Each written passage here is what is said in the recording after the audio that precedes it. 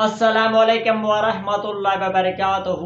آج میں آپ کے لیے ایک اور بہترین ویڈیو کے ساتھ حاضر ہوا ہوں۔ انجینئر محمد علی مرزا کا بہترین بیان، کیا محرم میں شادی کرنا جائز ہے؟ کیا محرم میں شادی کر سکتے ہیں؟ اسلام کے پوائنٹ آف ویو سے انجینئر محمد علی مرزا ایکسپلین کر رہے ہیں، اپنا موقف بیان کر رہے ہیں۔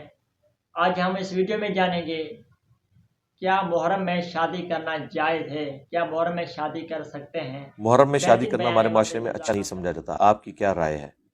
یہ روایت توڑنا زیادہ ثواب کا کام ہے یا محرم میں شادی نہ کرنا ہی بہتر ہے؟ اس کے حوالے سے جو یہ اویس قادری صاحب نے پچھلی دفعہ جو یہ حرکت ارشاد فرمائی تھی، تو میری ویڈیو آ چکی ہے، رپلائی ٹو اویس قادری اور حضرت معاویہ رضی اللہ تعالیٰ عنہ۔ اس میں انہوں نے بھی اپنی بچی کا نکاح والا معاملہ کیا تھا محرم کے اندر، تو اس پہ میں نے اپنی ورڈک دے دی تھی۔ میرے نزدیک تو کوئی ایسی حرکت نہیں کرنی چاہیے جس کی وجہ سے مسلمانوں میں فتنہ کھڑا ہو، اور اس میں ایک حرکت یہ بھی شامل ہے۔ اس حوالے سے بخاری مسلم میں حدیث ہے، عائشہ اگر تیری قوم نئی نئی جہالیت سے نہ پھری ہوتی تو میں خانہ کعبے میں جو حتیم ایسے توڑوا کے کعبے میں داخل کر دیتا، حضرت ابراہیم کی بنیادوں کے اوپر۔ محرم میں شادی کرنے کو جو لوگ کنڈیم کرتے ہیں نا، وہ بھی یہ نہیں کہتے کہ محرم میں شادی کرنا حرام ہے، یہ صرف اخلاقاً وہ آپ سے ڈیمانڈ کر رہے ہوتے ہیں۔ اگر آپ کے گھر میں میت پڑی ہوئی ہو تو شادی کیا آپ ڈیلے نہیں کرتے؟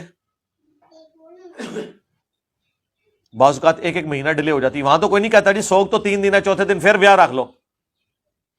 کہتے ہیں نہیں یار، حالت نہیں ایسی، کہتے ہیں نا۔ تو اس دن مسلمانوں کے اس 10 محرم کے دن یا محرم کے پہلے 10 دنوں میں مسلمانوں پہ ایک افتاد ٹوٹی ہوئی ہے کربلا کی شکل میں، جس کی تکلیف آج تک ہم فرقہ واریت کی شکل میں کاٹ رہے ہیں۔ خام خواہ اس طرح کے معاملات کو لے کے چلنا، اور اس کو سپورٹیو میں وہ حدیث بیان کروں گا بخاری کی کہ واشی تیرا اسلام تو قبول ہے لیکن اپنی شکل مجھے نہیں دکھانی۔ یہ وہ شخص کہہ رہا ہے جو حریص علیکم بالمؤمنین رؤوف الرحیم ہے، وہ بھی اپنے جذبات پہ اس حوالے سے قابو نہیں رکھ پا رہے کہ تو نے حمزہ کو قتل کیا، اگرچہ تو مسلمان ہو گیا، تیرا گناہ بھی معاف ہے، لیکن مجھے شکل نہیں دکھانی، مجھے اپنا چچا یاد آتا۔ اب اسے کوئی کہے گا کہ بغض واشی تھا حضور کے دل میں، بغض واشی ہوتا تو حضور بدلہ لیتے۔ ہاں، دل میں غم حمزہ تھا، وہ غم تو قیامت تک جاری رہے گا، غم حسین ختم نہیں ہوگا، وہ جاری رہے گا۔ باقی ہمیں ان ایکٹیویٹیز سے اختلاف ہے نا، جھولے نکالنے سے، گھوڑے کے نیچے گزرنے سے، اور چھریاں اور ماتم، یہ سب بدعات ہیں، اس کو تو ہم ہمیشہ کنڈیم کرتے ہیں۔ لیکن آپ اس طرح کی ایکٹیویٹی پرفارم کریں جس کی وجہ سے مسلمانوں کا دل دکھے۔ اپنی تو ان کی حالت یہ ہے، یہ کہتے ہیں جی 22 رجب کے کنڈے نہ کریں، یہ حضرت معاویہ کی موت کا دن ہے اور شیعہ اسے خوشی کے طور پر مناتے ہیں، حالانکہ شیعہ کا کوئی مسئلہ لینا دینا ہی نہیں ہے حضرت معاویہ کی ڈیتھ کے ساتھ، وہ حضرت امام جعفر کے ساتھ اسے منسوب کرتے ہیں۔ لیکن وہ کہانی ہر ایک کو کرائی گئی ہے، جس طرح انہیں کہانی کرائی گئی ہے کہ یہ چوتھے خلیفہ کو نہیں مانتے، اور چوتھے خلیفہ کو جڑے نہیں سن مندے نا، انہوں تو اسی آج تک چنگا نہیں سمجھتے۔ ٹھیک ہے، ہمارے امام نے شعر کہہ دیا، ان کان رفضا حب آل محمد فلیشہد الثقلان انی رافضی، اگر اہل البیت کی محبت کا نام رافضی ہونا ہے تو جن و انس گواہ ہو جاؤ، ہم رافضی ہیں۔ امام شافعی نے یہ شعر کہہ دیا، تو وہ چوتھے خلیفہ کی محبت میں ہی کہا ہوا ہے نا، اہل البیت کی محبت میں ہی کہا ہوا ہے نا، علیہم السلام۔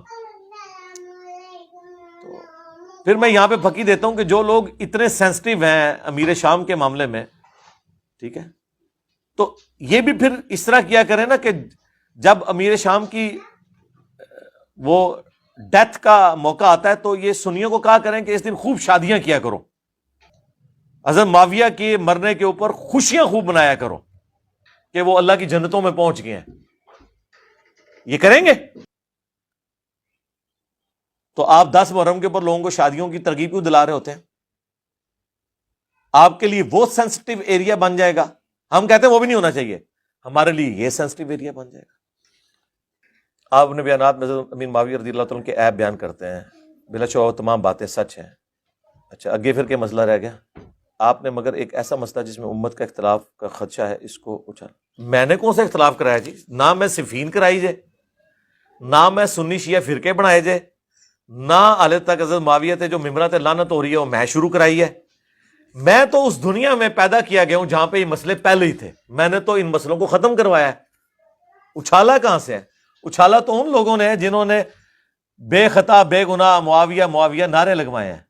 ہاں، اچھالا انہوں نے ہے جنہوں نے قسطنطینیہ کی بشارت یزید ابن معاویہ پہ فٹ کی ہے. میں نے کہاں سے اچھالا ہے؟ پہلی دفعہ یہ میں نے مسئلہ اس وقت ہائی لائٹ کیا جب 2009 میں ڈاکٹر ذاکر نائک نے ہزاروں لوگوں کی موجودگی میں ویڈیو ریکارڈ کرائی اور وہ لاکھوں کروڑوں مسلمانوں تک پہنچی، جس کی وجہ سے اس کے اوپر بین بھی لگا اور لوگوں نے احتجاج بھی کیا. ہم تو جواب دے رہے تھے، آپ ہمارے سروں پہ جوتیاں مارے اور ہمیں رونے بھی نہ دیں. میں نے کسی وابی مولوی کو نہیں دیکھا کہ وہ ذاکر نائک کا رد کرے، اور جب ہم نے جواب دیا ہمارے رد پہ آ گئے. اس کا مطلب ہے یہ یزید کے ساتھ ہے. اللہ ان کا حشر یزید اور اس کے خاندان کے ساتھ کرے، ہمارا حشر اہل البیت کے ساتھ اور صحابہ اکرام کے ساتھ کرے. آمین. علی بھائی، حضرت علی کا ساتھ دینے پر پوچھنے پر حضرت عمار کا منافقین والی بات کا ذکر کرنا ان کا صرف اجتہاد تھا، کسی اور طرف اشارہ تھا؟ اشاروں کے اوپر میرے بھائی فیصلے نہیں ہوتے جب تک اسپیسیفکلی کوئی بات نہ کرے. اشارہ ہو بھی سکتا ہے، نہیں بھی ہو سکتا، کیونکہ ان سے پوچھا گیا تھا آپ کو کوئی خاص ایسی بات بتائی گئی ہے؟ تو انہوں نے کہا نہیں، خاص بات تو بتائی گئی ہے جو وہ حذیفہ ابن یمان کو ہی بتائی گئی ہے کہ منافقین کے نام ہے. ہمیں کوئی ایسی خاص بات نہیں بتائی گئی. ٹھیک ہے. اب اس کو بعض لوگ ریلیٹ کرتے ہیں کہ انہوں نے حضرت علی کے مخالفین کو منافق کہہ دیا، تو ایسا نہیں ہے. حضرت عمار اتنے دلیر تھے کہ انہیں کوئی آر نہیں تھی کہ وہ ڈائریکٹ نام بھی لے لیتے. سرکار ان کو کس چیز کا ڈر تھا؟ ان جیسا ایمان ہے کسی کا؟ سنن نسائی میں حدیث ہے، حاکم میں بھی ہے کہ سر کے بالوں سے پاؤں کے ناخنوں تک عمار ابن یاسر ایمان سے پر ہے. ٹھیک ہے جی. اور بخاری کے الفاظ ہیں کہ اللہ نے عمار کی زبان کو شیطان سے پناہ دی ہوئی ہے. ٹھیک ہے جی. تو اس لیے انہوں نے جب اسپیسیفکلی نام نہیں لیا تو اس طرح نہ کریں. اسی طریقے سے یہ جو حدیث ہے، علی سے محبت نہیں رکھے گا مگر مومن، علی سے بغض نہیں رکھے گا مگر منافق. حضرت علی کے زمانے میں بھی اور آج بھی جو لوگ اپنی کم علمی اور جہالت کی وجہ سے یا دنیاوی منفعت کی وجہ سے اگر کوئی حضرت علی کے بارے میں کامنٹس کرتا ہے یا وہ مخالفین کو سپورٹ کرتا ہے تو آپ کہتے ہیں یہ منافق ہے. تو کئی ناس بھی تھے جو چینج ہوئے ہیں. تو آپ علمی طریقے سے اصلاح کریں. لوگوں کو بتایا نہیں نہ گیا، جب بتائیں گے تو اصلاح ہوگی انشاءاللہ. آپ صحابہ کرام کی غلطیاں کیوں پکڑتے ہیں جبکہ صحابہ جنتی ہیں؟ آپ حضرت یوسف علیہ السلام کے بھائیوں کی غلطیاں کیوں بیان کرتے ہیں جبکہ وہ جنتی ہیں؟ قرآن میں صحابہ کرام کی غلطیاں کیوں بیان ہوئی ہیں جبکہ وہ جنتی ہیں؟ بخاری مسلم میں کیوں بیان ہوئی ہیں جبکہ وہ جنتی ہیں؟ ان ٹائم قیامت تک جو جواب لب دے رہو گا. وہ اگلے دن لائیو سٹریم میں ایک بھائی نے آگے کہا کہ کیا قیامت کے دن پوچھا جائے گا کہ آپ نے یہ حدیث بیان کی تھی کہ نہیں؟ بخاری کی 2812 اور 447 کہ عمار کو ایک باغی جماعت قتل کرے گی، عمار انہیں اللہ اور جنت کی طرف بلائیں گے، وہ جماعت جہنم کی طرف بلائے گی. تو شاید بھائی نے فی البدی اس کا اتنا زبردست پھکی والا جواب دیا. انہوں نے کہا کہ کیا امام بخاری سے قیامت میں یہ سوال ہونا تھا کہ یہ آپ حدیث لکھیں بخاری شریف کے اندر؟ کیسا زبردست جواب ہے. امام بخاری سے بھی پوچھا جائے کہ کیا اللہ نے آپ سے پوچھنا تھا کہ یہ حدیث اپنی کتاب میں لکھی ہے کہ نہیں لکھی، تو یقیناً پوچھا جانا ہوگا، اسی لیے انہوں نے لکھی ہے نا. انہیں ڈر پڑ گیا ہوگا نا کہ آخرت میں مجھ سے پوچھا جائے گا، تو انہوں نے اپنی کتاب میں ڈال دی.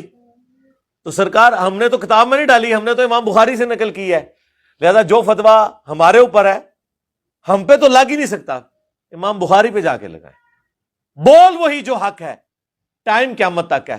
تو اڈے آنے لی نسلاں بھی اس پکی دا جواب نہیں دے سکتی ہیں کہ امام بخاری نو پوچھا جانا سی کہ تسی یہ حدیث کیوں لکھ رہے ہو. نہ لکھی تو میں تمہیں پوچھاں گا، لہذا پاؤ اپنی کتاب وچ.